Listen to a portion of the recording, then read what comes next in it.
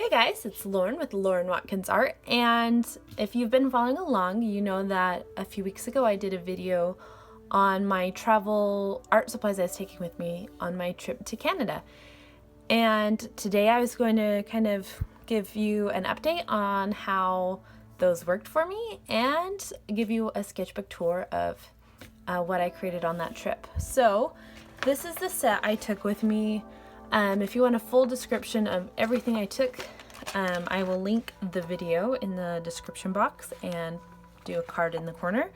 You'll notice there might be a few more paintbrushes in here. That is because I was in the car driving through Canada, and I had to open the glove box, and I realized I had like 2 or 3 water brushes in my car. Because, you know, when you're an artist, you never know when you need an emergency water brush. So I put these in my kit as well. I went hiking with this setup, and I went through airport security, painted in the car, painted at a house on a desk, and so I did all kinds of, use this in all different situations, and I'm happy to report that I really, really liked what I packed with me.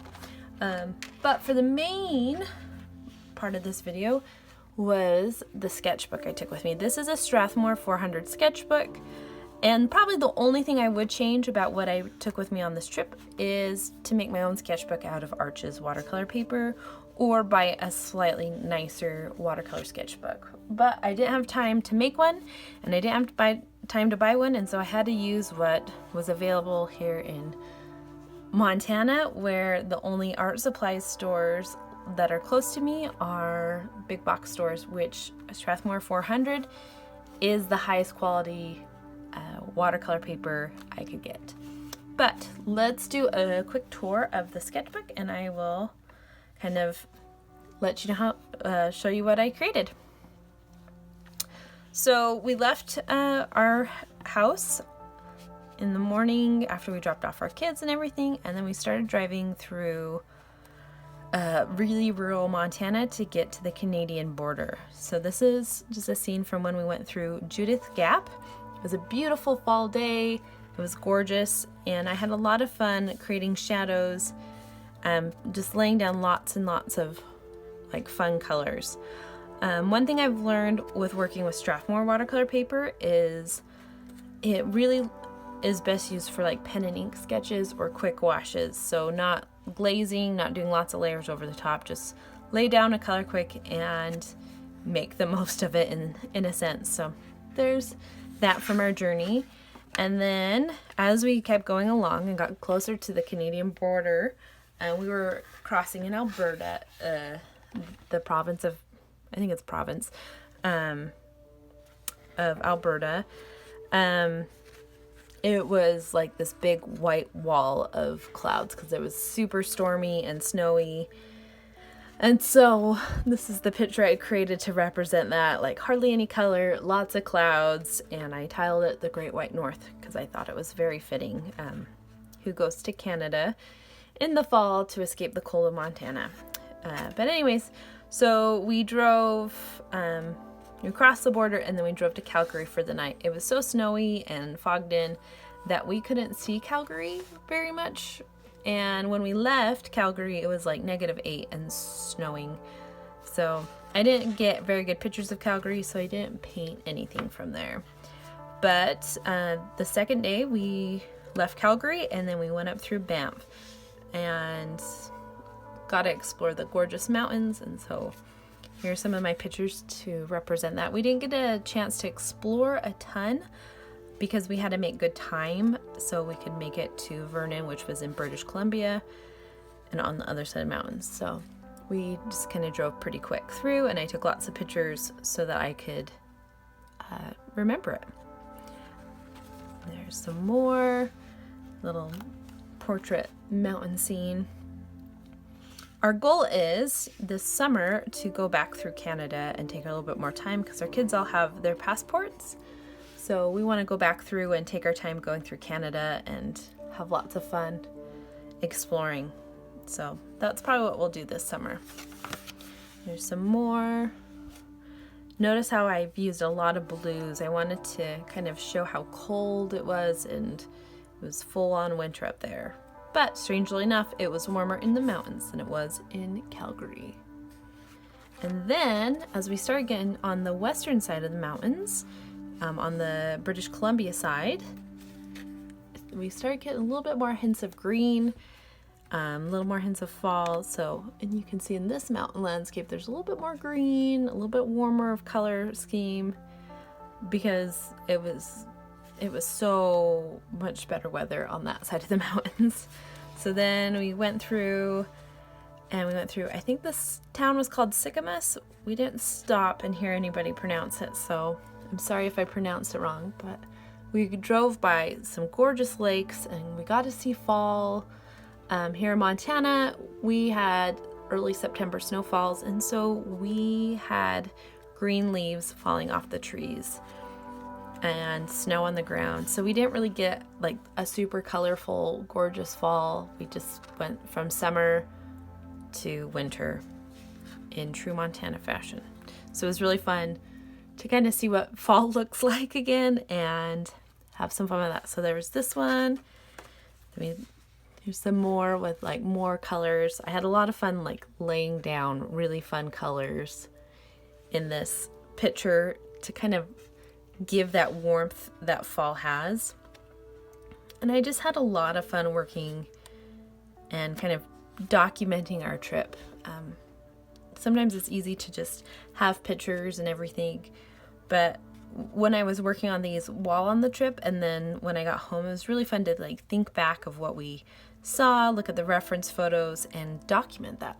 So there's this little farm. We passed so many gorgeous, like picturesque farms. And then we went to Grindrod. We took a break there, so we have quite a few pictures from there. But there was a little bit of mist in one spot of it, and so we had fun seeing that. This was where at the park we stopped at. My husband was taking a nap because he was tired from driving, and so I kind of walked around and took a lot of reference photos. So there's the river that was going through. And then a little close-up scene of some fall leaves. And then, let's see if I can get the next picture. And then another view of the river going the other direction. It was just a gorgeous afternoon driving there. It was so pretty, and it was so just like great weather, sun shining. And since we were kid-free, we were extra giddy, so we had lots of fun.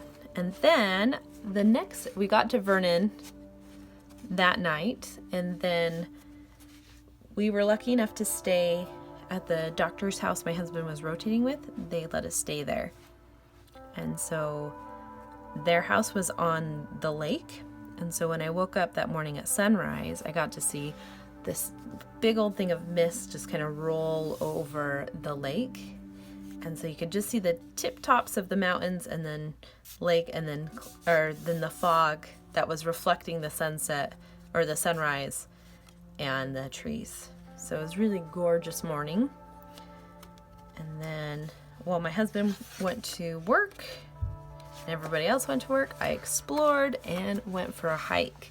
Now it was pretty misty and foggy most of the trip and most of this day especially, but once in a while it would kind of like split or the clouds would part, the sun would start shining, the mist would lift, and you'd get like little bits of like bright colors popping through. And when I was hiking, everything was like muted and dull and looked like the background of this picture. And then I turned this corner and there was just like this random like set of 3 trees that were like glowing because they had some sun shining on them. And so the red in their bark was just like popping out against everything. So I wanted to capture that. And then a view of the lake on the hike. Still really foggy. Couldn't see any of the gorgeous mountains or houses or the city in the background. But I got to see the lake and have fun exploring. Another view of the lake.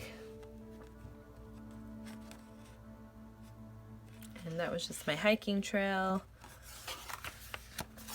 and then another view of the path. This one was fun, and I wanted to document it because this area of the trail, there was this grass that was like an ombre of colors. It was like red at the tip and then faded to orange and yellow and green, and it was so colorful and so beautiful, especially with it being so foggy that day, that it was so one of the few colors that really popped out against the landscape, and so I wanted to document that.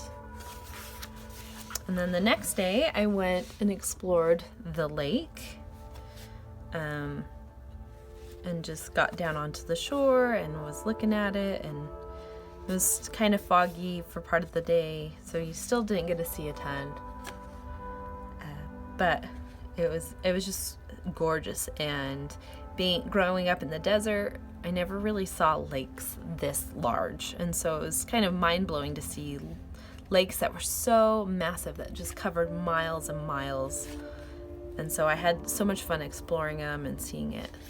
And so there's that shore, and then there's this one.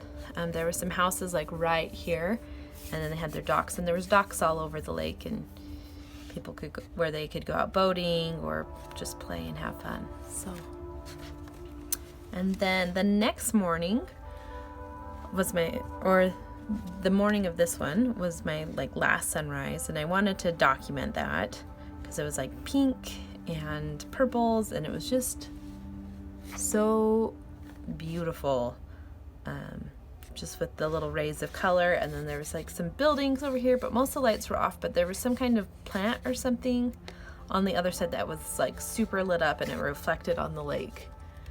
So there's my last sunrise in Vernon. And then I actually did these out of order, but then I went and explored, and then when I was leaving, when my husband was driving me to the airport to leave, we got to see a gorgeous sunset on the lake. And this is on our way to Kelowna, where the airport was, and it was just super stunning. And I have one more page here, but that's where I'm going to kind of write about what happened, because I really liked how the sketchbook turned out, and I didn't want to write with pencil and have it smear on the pictures, and I was worried about marker kind of showing through or damaging it. So I'm gonna just kind of write down and journal what I saw, what we did, and some of those things on this last page. But anyways, I hope you enjoyed this walkthrough and seeing kind of how this sketchbook, travel sketchbook setup performed, because even the pictures I painted after I got back from my trip, so like these last couple pictures, were all using the same supplies. I just put that travel set next to my bed, and I would just paint in the evenings when I got done working on commissions. So all these pictures were created using those exact supplies in my kit. And I hope when you guys go on trips that you remember to take your sketchbook with you and use it as a way to document your trip, and use it as a way to document those fun memories and use it as a keepsake.